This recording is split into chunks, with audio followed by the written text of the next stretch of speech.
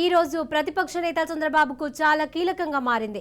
ఓవైపు సుప్రీంకోర్టులో skill scam quash petition విచారణ, మరోవైపు ఏసీబీ కోర్టులో కస్టడీ బెయిల్ పిటిషన్ల తీర్పు రానుంది. హైకోర్టులో inner ring road case, fibre net, అంగళ్ల కేసులపై చంద్రబాబు ముందస్తు బెయిల్ పిటిషన్లపై తీర్పులు పెండింగ్ లో ఉన్నాయి. ఏసీబీ కోర్టులో స్కిల్ కేసులో చంద్రబాబు బెయిల్, కస్టడీ పిటిషన్లపై వాదనలు ముగిశాయి. ఈ రోజు తీర్పు వెల్లడిస్తామని న్యాయమూర్తి తెలిపారు. ఇక హైకోర్టులో inner ring road, fibre net, అంగళ్ల కేసులో చంద్రబాబు ముందస్తు బెయిల్ కోర్టు వేసిన పిటిషన్లపై వాదనలు ముగిశాయి. న్యాయస్థానం తీర్పును రిజర్వ్ లో పెట్టింది. ఈ రోజున వీటిపై తీర్పు వచ్చే అవకాశం కనిపిస్తోంది.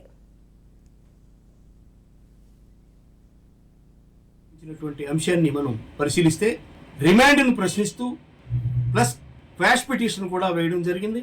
అంటే నేను ఈ కేసులో పారదర్శకంగా ఉన్నాను, నా మీద చేసినటువంటి ఆరోపణల్లో చట్టబద్ధమైనటువంటి న్యాయబద్ధమైనటువంటి అంశాలు లేవు అనేటువంటి దాంతో చంద్రబాబు గారు ముందుకు రావడం జరిగింది. ఆ మేరకు ఆయన తరపు ఉన్నటువంటి న్యాయవాదులు కూలంకషంగా చర్చించి వాస్తవాల్ని కోర్టు ముందు పెట్టడం జరిగింది. ఆ మేరకు పిటిషను పెండింగ్ ఉండి రేపు తీర్పుకై ఉంది. ఆశాభావంగా మరి ఎట్టి పరిస్థితుల్లో కూడా చంద్రబాబు గారు పారదర్శకతకే ప్రధాన ప్రామాణికంగా మరి విడుదల కావచ్చు అనేటువంటి దాంతో ఉన్నాము. మరి ఆ వాదోపవాదాలను విన్నటువంటి పరిస్థితి కూడా చూసిన తర్వాత శ్రీ కోర్టు వారికి మరి అన్నీ సమర్పించినట్లుగా, మరి అన్ని కోణాల్లో పరిశీలించి వివరణగా కోర్టు దృష్టికి తీసుకెళ్ళినట్లుగా మరి సమాచారం తెలుస్తూ ఉంది. మరి అలాగే బెయిల్ పిటిషన్ తొలుత వేయకపోవడంలో కూడా ఆయన నాకు ఈ కేసుతో సంబంధం లేదు, 4 సంవత్సరాలు పైబడి నేరారోపణ ఉన్నప్పుడు తాను ముఖ్యమంత్రిగానే ఉన్నారు. మరి నేరారోపణ జరిగినప్పుడు ఉన్నటువంటి పదవి నేపథ్యాన్ని తీసుకుంటే 17A అనేటువంటిది తప్పనిసరిగా అమలు చేయాల్సినటువంటి అంశం కాబట్టి ఆయన క్వాష్ పిటిషన్కి వెళ్ళాడు. రిమాండ్ కూడా న్యాయబద్ధంగా లేదు, చట్టబద్ధంగా లేదు, సరైనది కాదనేటువంటిది వారి వాదన. మరి ఈ నేపథ్యంలో సుప్రీంకోర్టులో కూడా రేపు క్వాష్ పిటిషన్ మీద ఉంది. మరి అందులో కూడా మరి ఆయన వాదనలు పారదర్శకంగా వినిపించారు.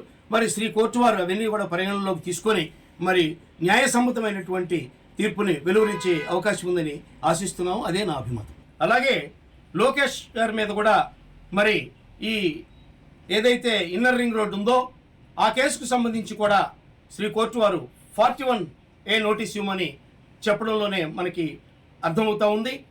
ఆ కేసుల్లో ఎంత పారదర్శకత ఉంది ఏంటి అనేటువంటిది శ్రీ కోర్టు వారు నిశ్చితంగా పరిశీలించిన దానిలో 41 నోటీస్ని ఇవ్వమని కూడా ఆదేశించడం జరిగింది. మరి అలాగే ఈ అంగళ్ళ కేసు వీటిలో కూడా సానుకూలమైనటువంటి తీర్పు ఇచ్చే అవకాశం ఉందని భావిస్తున్నాను. అలాగే ఫైబర్ నెట్ కేసుకు సంబంధించి ఫ్రేమ్ చేసినటువంటి ఎఫ్ఐఆర్ తదితర అంశాలను కనుక పరిశీలిస్తే అవి కూడా వాస్తవ విరుద్ధంగా ఉన్నాయి అనేటువంటిది నిస్సందేహంగా చెప్పొచ్చు. మరి ఎందుకంటే ఈ కేసెస్ ఫ్రేమ్ చేసేటువంటి అంశాలకు సంబంధించినటువంటి ఎఫ్ఐఆర్లో లోపభూయిష్టంగా ఉంది అనేటువంటి అంశం కూడా మరి లోకేష్ తరపు న్యాయవాదులు కూడా శ్రీ కోర్టు వారికి సమర్పించడం జరిగింది. మరి వాటన్నిటిని కూడా పరిశీలనలోకి తీసుకుంటే శ్రీ కోర్టు వారు అన్ని అంశాలని కూలంకషంగా పరిశీలించి పరిగణలోకి తీసుకొని మరి సరైనటువంటి న్యాయబద్ధమైనటువంటి అంశాలతో కూడినటువంటి తీర్పు వెలువడుతుందని ఆశ. ప్రతిపక్ష నేత చంద్రబాబుకు చాలా కీలకంగా మారిందని చెప్పవచ్చు. ఓవైపు సుప్రీంకోర్టులో స్కిల్ స్కామ్ క్వాష్ పిటిషన్ విచారణ, మరోవైపు ఏసీబీ కోర్టులో కస్టడీ బెయిల్ పిటిషన్ల తీర్పు అయితే ఈ రోజు రానుంది.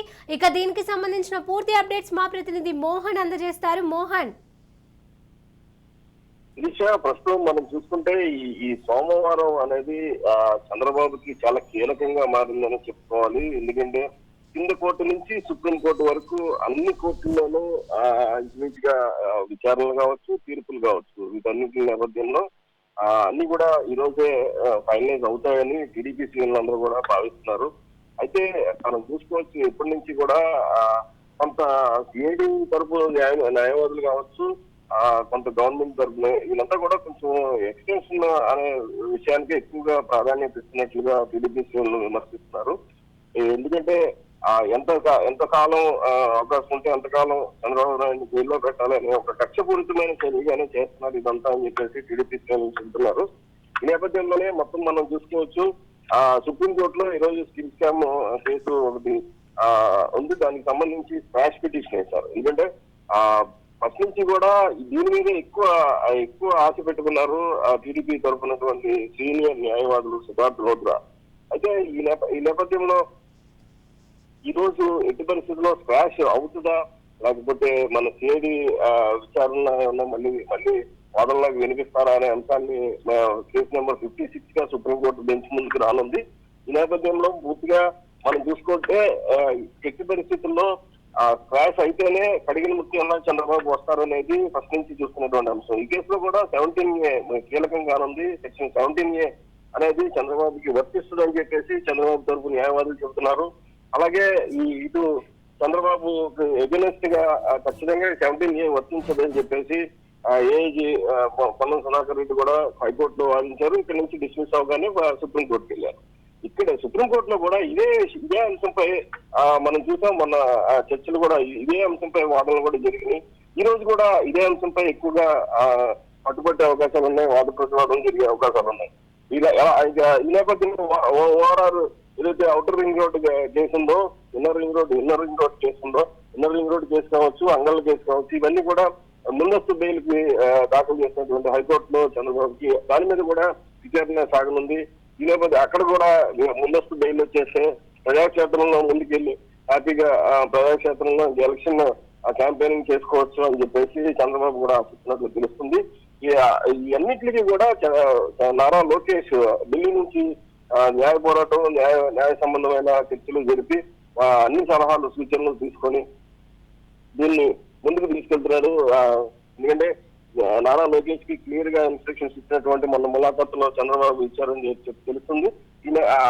ఇచ్చిన తర్వాత వెంటనే ఢిల్లీ వెళ్ళి అక్కడ మళ్ళీ మంత్రాలు చేసి ఈ రోజున మళ్ళీ ఈ కేసు అన్నింటినీ కూడా మొత్తం ఫాలోఅప్ చేసి దీనికి సంబంధించి మొత్తం అన్ని కేసుల్లో కూడా బయటపడతారని చెప్పేసి ఈ రోజు తెలుగుదేశం శ్రేణులందరూ కూడా వెయిట్ చేస్తున్నారు. ఈ విషయం రైట్, థ్యాంక్ యూ మోహన్.